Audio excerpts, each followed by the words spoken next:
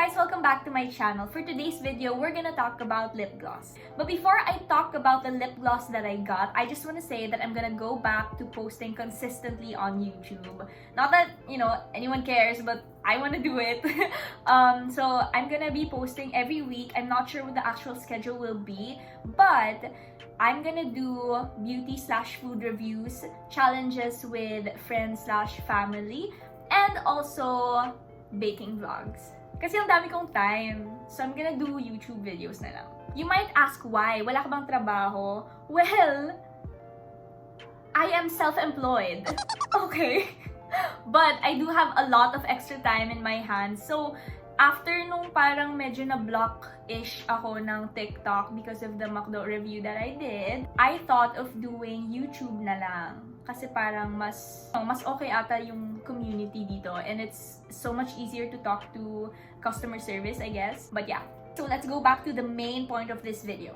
I got this lip gloss from Bebe, and they are actually a small business, and you can find them on Instagram here. Okay, so first of all, let's talk about their packaging. So it comes in this cute personalized paper bag. It says, "Time to get flossy with glossy." Ang witty. They have the thank you card.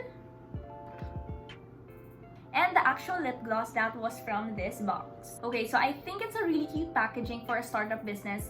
It's small, it's minimalistic, it's pretty straightforward. Yun na yan, like, that's all you get.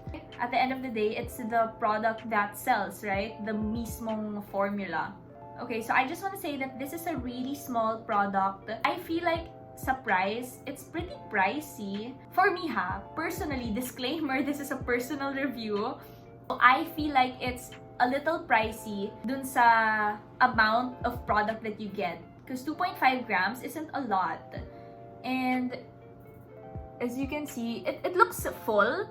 Pero like, if you remove the wand, I mean, that's it.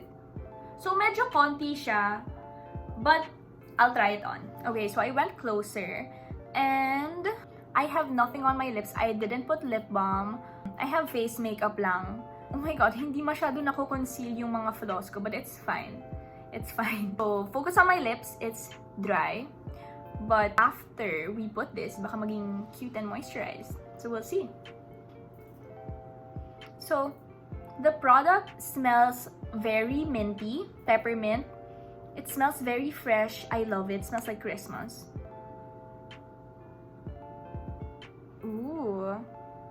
Okay, well, it glides on my lips very nicely.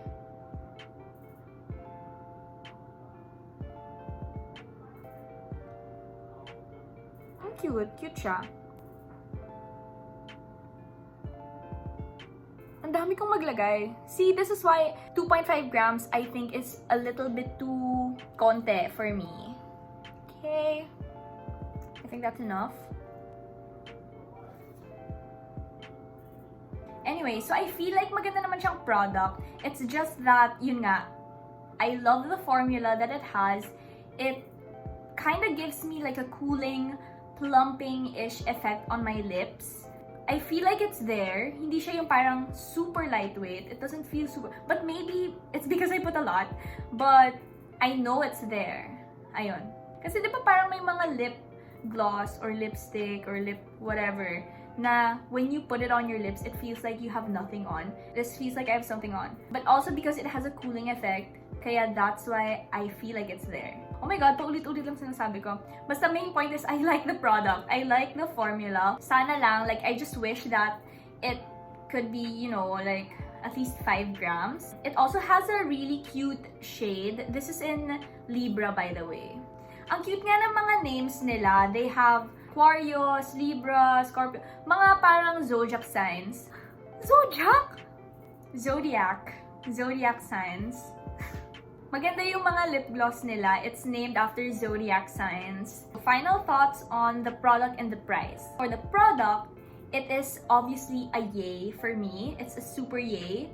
But for the price, it's a nay. But maybe because kuripot lang ako.